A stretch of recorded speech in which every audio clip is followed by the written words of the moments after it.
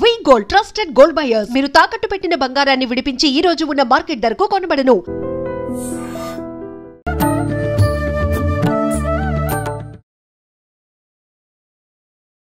నమస్కారం, welcome to I dream. ధర్మ మార్గం విత్ విజిత కార్యక్రమానికి స్వాగతం. ప్రస్తుతం మనతో పాటు ఉన్నారు ప్రముఖ జ్యోతిష్య పండితులు ఆధ్యాత్మికవేత్త సుభాష్ శర్మ గారు. ఇప్పుడు గురుగారితో మాట్లాడదాం. నమస్కారం గురుగారు. శ్రీమాత్రే నమః. గురుగారు, ముఖ్యంగా శ్రావణ మాసం అనగానే శ్రావణ శుక్రవారాలు పూజా విధానం అనేది చాలా ప్రత్యేకం. లక్ష్మీ అమ్మవారికి సంబంధించిన మాసం, విష్ణుమూర్తికి సంబంధించిన మాసమే కాబట్టి ఈ అమ్మవారి ఆరాధన ఈ శుక్రవారాల్లో ఏ విధంగా చేయాలో వివరించండి. తప్పకుండా అమ్మ. ముందుగా ప్రేక్షకులందరికీ శ్రీమాత్రే నమః, శ్రీ గురుభ్యో నమః. నమస్తే అస్తు మహామాయే శ్రీపీఠే సురపూజితే శంఖచక్రగదాహస్తే మహాలక్ష్మీ నమోస్తుతే. లక్ష్మీప్రదమైనటువంటి మాసం శ్రావణ మాసం. ఈ మాసంలో మొట్టమొదటిగా శుక్రవారం వస్తుంది. శుక్రవారంతో శ్రావణ మాసం మనకు శుభంగా ప్రారంభమయ్యేటటువంటి విధంగా ఉండేటటువంటిది శ్రావణ మాసం. అయితే మనకు ప్రతి ఒక్క శుక్రవారం లక్ష్మీప్రదమే కాబట్టి ఇప్పుడు వచ్చేటటువంటి మొట్టమొదటి శుక్రవారం పుష్యమీ నక్షత్రంతో కూడుకొని వస్తుంది. పుష్యమీ నక్షత్రంతో కూడుకొని వచ్చినటువంటి శుక్రవారము నిజంగా సాక్షాత్తు లక్ష్మీదేవికి విష్ణుమూర్తికి చాలా ప్రీతికరమైనటువంటిది అని అర్థము.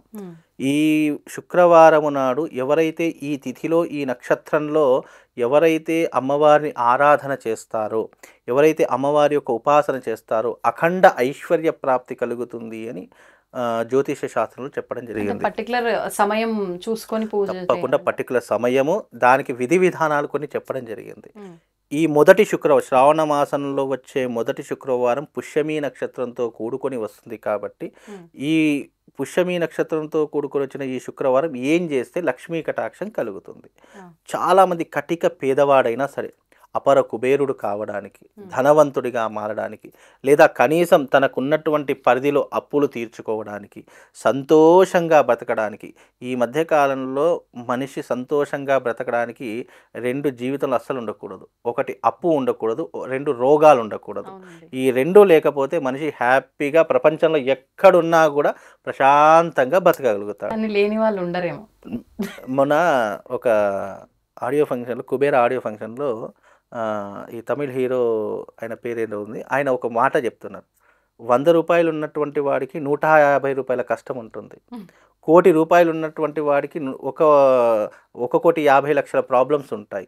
అంటే మన దగ్గర ఎంత ఉన్నదని కాదు, మన దగ్గర 100 కోట్లు ఉంటే తప్పకుండా దానికి మించిన ప్రాబ్లమ్సే ఉంటాయి తప్ప. చాలామంది అనుకుంటారు, అబ్బా వీడికి కోట్లు ఉన్నాయిరా, వీనికి ఏం తక్కువరా అని అనుకుంటూ ఉంటాం. కానీ వాని దగ్గర 100 కోట్లు ఉంటే దాని ప్రాబ్లం 150 కోట్ల ప్రాబ్లమ్స్ ఉంటాయి వానికి. అందుకే ధనం అనేటటువంటిది ఎట్లా ఉంటుంది అని అంటే కనుక మన దగ్గర ధనం ఉండడం గొప్పతనం కాదు. ఎవరి దగ్గర చేయి దాచకుండా 1 రూపాయి అప్పు లేనటువంటి వాడు అత్యంత సంపన్నుడు అని చెప్పి శాస్త్రం చెప్పిందట. అందుకే ఈ యొక్క లక్ష్మీ కటాక్షాన్ని పొందడానికి లక్ష్మీదేవి అంటే కేవలం డబ్బు అనేటటువంటిదే కాదు. చాలామంది లక్ష్మీదేవి అని అంటే డబ్బిస్తుంది లేదా లక్ష్మీదేవిని పూజిస్తే డబ్బు వస్తుంది అని పూజించే వాళ్ళే తప్ప అసలైనటువంటి లక్ష్మికి దానికి నిదర్శనం ఏంటో, దానికి నిర్వచనం ఏంటో ఎవరికి తెలియదు. లక్ష్మి అంటే అష్టలక్ష్ములని 8 రకాల లక్ష్ములు ఉంటాయి.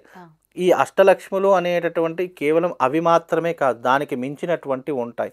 ఆరోగ్యము, తర్వాత ఐశ్వర్యము, ఆ తర్వాత సంతానము, ఆ తర్వాత మనం బ్రతికేటటువంటి విధానము, ఆ తర్వాత మనం ఆచరించేటటువంటి సాంప్రదాయము, ఇలా 1 కాదు 2 కాదు, ఒక 100 రకాలైనటువంటి ఐశ్వర్యాలు ఉన్నాయి. కేవలము డబ్బు ఉంటేనే ఐశ్వర్యం అనేటటువంటిది కాదు. నిజమైనటువంటి ఐశ్వర్యము, అన్నిటికీ మించినటువంటి ఐశ్వర్యం రెండే. ఒకటి అప్పులు ఉండకూడదు, 2 రోగాలు ఉండకూడదు. ఈ 2 లేకపోతే జీవితంలో అతనికి మించినటువంటి సంపన్నుడు ప్రపంచంలో ఎవడూ లేడట. కాబట్టి ఎప్పుడైనా ఈ శుక్రవారం నాడు ఏం ఆచరిస్తే అలాంటి విధానం కలుగుతుంది. నా జీవితంలో కానీ మీ జీవితంలో ఎవరి జీవితంలోనైనా సరే ఈ 2 ఉండకూడదని ఎవరైనా కోరుకుంటారు. కాబట్టి అలాంటివి ఉండకుండా ఉండడానికి ఈ పుష్యమీ నక్షత్రం రోజు వచ్చిన ఈ శుక్రవారం నాడు తప్పకుండా మీ ఇంట్లో లక్ష్మీ దీపాన్ని వెలిగించండి. లక్ష్మీ దీపం వెలిగించడంతో పాటు ఇది మొదటి శుక్రవారం కాబట్టి లక్ష్మీదేవి ఎక్కడ కొలువై ఉంటుంది? శుచిగా, శుభ్రతగా ఉన్నటువంటి ప్లేస్‌లో కొలువై ఉంటుంది. కాబట్టి ఆ రోజున ఇంటికి మామిడి తోరణాలు పెట్టండి. ప్రతి ఒక్క గుమ్మానికి మీ దగ్గర ఎన్ని గుమ్మాలుంటాయో అన్ని గుమ్మాలకు మామిడి తోరణాలతో అలంకరణ చేయండి. ఎన్ని గడపలుంటాయో మీ ఇంట్లో అన్ని, ఇప్పుడు ఈ మధ్యకాలం గడపలు కూడా పెట్టుకోవడం మానేశారు ఒక సింహద్వారానికి తప్ప. కాబట్టి ఎన్ని గడపలుంటాయో అన్ని గడపలు కడిగేసేసేయండి. చక్కగా శుభ్రపరచుకొని, చాలామంది ఏం చేస్తారు, నీటితో శుభ్రపరుస్తారు, కానీ పాలతో శుభ్రపరచుకోవాలి. పచ్చి పాలతో చక్కగా, ఆవు పాలు, అవి కూడా మామూలుగా గేదె పాలు వాడకూడదు. శుభకార్యానికి దేనికైనా, అంటే పూజలకు కానివ్వండి, మనం ఏదైనా శుభకార్యం, ఆవు పాలే ప్రధానం. కాబట్టి ఆవు పాలు, ఒక చిన్న గిన్నెలో ఆవు పాలు తీసుకోండి. మొదటిగా నీళ్ళతో కడిగేసేయండి, ఎందుకంటే ఆ చెమురు ఉంటుంది కాబట్టి నీళ్ళతో కడిగేసేసేయండి. దాని తర్వాత ఆవు పాలతో కడిగేసి మళ్ళీ నీళ్ళతో కడిగేసిన తర్వాత కేవలం పసుపుతో మాత్రమే ముగ్గు వేయాలి. చాలామంది ముగ్గు పిండి వాడుతూ ఉంటారు ఈ క్రషర్స్లో. ఆ ముగ్గు పిండి వాడకుండా కేవలం పసుపుతో మాత్రం ముగ్గులు వేసి చక్కగా దానిపైన పువ్వులతో అలంకరణ చేసేసి, ఆ గుమ్మానికి ఇరువైపులా మొదటి శుక్రవారం వస్తుంది కాబట్టి 2 దీపాలు వెలిగించండి. ఇక్కడ ఒక దీపము, ఇక్కడ ఒక దీపము. మధ్యలో ఏం చేస్తారు అని అంటే కనుక, కాస్త నవధాన్యాలు తీసుకోండి. మధ్యలో, ఆ గడపకు మధ్యలో నవధాన్యాలు వేసేసి దానిపైన ₹1 బిళ్ళ నాణెం పెట్టండి. లేదు అంటే పూర్వకాలంలో రాగి నాణ్యాలు దొరికితే రాగి నాణెం పెట్టండి, శ్రేష్టము. రాగి నాణ్యాలు దొరకలేదు అంటే ₹1 కాయిన్, ₹5 కాయిన్, ఏదో ఒక కాయిన్ పెట్టేసేసి ఆ రోజున చక్కగా అమ్మవారి యొక్క ధూప దీప నైవేద్యాలు అమ్మవారి దగ్గర చూయించండి. ఇక్కడే పెట్టాలండి? లేదు, అమ్మవారి మన ఇంట్లో ఉండేటువంటి పూజా మందిరంలో వేసేయండి. చెప్పిన నవధాన్యాలు ఇవన్నీ ఏదైనా ప్లేట్ గానీ ఆకు గానీ వేసి వేయాలా? నార్మల్ గానే గడప మీదనే వేయాలి. గడప మీదనే. దీపాల కింద తప్పకుండా తమలపాకులు కానీ, లేదంటే ఒక ప్లేట్లు కానీ పెట్టేసి దీపాలన్నీ కూడా ఆ గడప మీద పెట్టేసేయండి. నవధాన్యాలు మాత్రం గడప మీద వేయండి. చక్కగా పూలతో అలంకరణ చేయండి. చేసిన తర్వాత గడపకు నమస్కారం చేసి, ఎందుకంటే గడప అనేటటువంటి శాస్త్రంలో ఏం పేర్కొన్నారు, అదే లక్ష్మీదేవి. ఇంటి సింహద్వారమే ఇంటి గడపే లక్ష్మీదేవి. లక్ష్మీదేవి రావడానికి సూచిక ఏంటి అంటే ఈ దీపకాంతులు. ఆ తర్వాత అక్కడ మనం చేసినటువంటి అలంకరణ ద్వారా లక్ష్మీదేవి ఇంట్లోకి వస్తుంది. ఇంట్లోకి రాగానే లక్ష్మీదేవి ఎక్కడికి వెళ్తుంది అంటే మొట్టమొదట పూజా స్థలానికి వెళుతుంది. వీళ్ళు ఈ రోజున ఈ ఇంట్లో పూజ చేశారా లేదా, దీపాలు వెలిగించారా లేదా, ధూపదీప నైవేద్యాలు చూయించారా లేదా అని మొట్టమొదటగా అక్కడికి వెళ్ళి చూస్తుందట. మన ఇంట్లో అన్ని బెడ్రూము, హాలు, కిచెన్ అన్నీ శుభ్రపరచుకున్నా సరే మొట్టమొదట వచ్చి చూసేది ఏంటంటే దేవుడి రూము. అక్కడ గనక ఏదైనా అశుభ్రంగా ఉన్నా, అక్కడ గనక ఏదైనా మైల ఉన్నా, నువ్వు ఇల్లు మొత్తం కోటాను కోట్ల డబ్బు ఉన్నా కూడా అక్కడికి రాదట లక్ష్మీదేవి.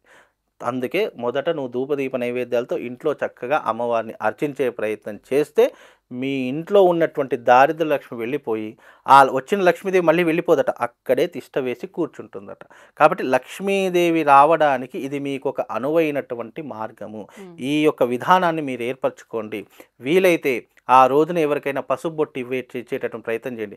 చిన్నపిల్లలకు కానీ, కన్నెపిల్లలకు కానివ్వండి, లేదా ముత్తైదులకు కానివ్వండి. ఆ రోజున ఒక 2కో 5గురికో ఎంతో కొంత, ఒక 2 అరటిపళ్ళు, ఇంత రవిక కనుమ ఇచ్చేసి వాళ్ళ యొక్క ఆశీర్వాదాన్ని తీసుకోండి. అంతకు మించినటువంటి ఐశ్వర్యం ఇంకోటి లేదు. ఇప్పుడు మీరు సమయం అన్నారు కదా, కరెక్ట్ గా ఇప్పుడు ఈ గడప పూజ కానివ్వండి, ఇంట్లో పూజ, సాయంకాలం ప్రదోషకాలం.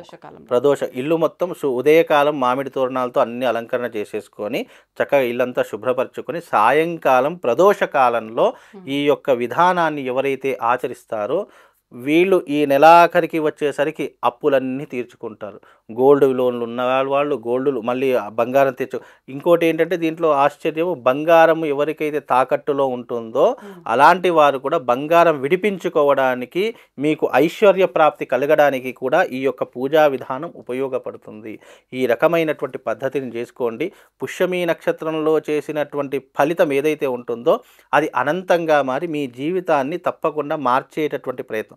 ఒక్కొక్క మనిషి జీవితంలో మనిషి యొక్క జాతకం మారాలి అంటే తిథి, వార, నక్షత్ర, ముహూర్త, యోగ, కరణాలు ఇవన్నీ కూడా సమృద్ధిగా ఉన్నటువంటి రోజున ఏదైతే మనం పని మొదలు పెడతామో అది రెట్టింపు ఫలితాన్ని మనకు అందజేసేటటువంటి గొప్పనైనటువంటి విధానం ఈ పూజా విధానం. ఈ రకమైన విధానం మొదటి శుక్రవారమేనా, మిగతా శుక్రవారం? మొదటి శుక్రవారం. ఎందుకంటే నక్షత్రంతో కూడుకున్నటువంటి విధానాన్ని బట్టి పూజా విధానాలు చేంజ్ అవుతాయి. ఇది పుష్యమి నక్షత్రంతో కూడుకొని వస్తుంది. 25వ తారీఖు శుక్రవారం వస్తుంది కాబట్టి 25వ తారీఖు రోజున మీరు ఈ విధానాన్ని పాటించండి. దీనివల్ల ఎలాంటి ప్రయోజనం కలుగుతుందంటే అప్పులు క్లియర్ అయిపోతాయి, డబ్బు రావడానికి మీకు అనుసంధానం అవుతూ ఉంటుంది. అలాగే మీ జీవితంలో మీకున్నటువంటి గృహ సమస్యలు ఏవైతే ఉన్నాయో అవన్నీ కూడా తీరిపోవడానికి కారణమవుతుంది. మీరు పూజలు పునస్కారాలు చేసినటువంటి పుణ్య ఫలితం అంతా కూడా ఒక్కరోజు ఖాతాలో జమ అయిపోతుంది.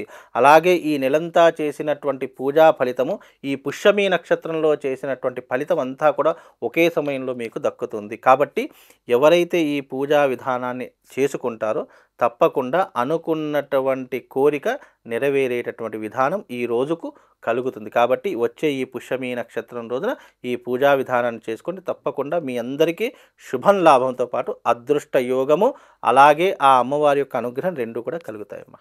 ధన్యవాదాలండి. శ్రీమంత్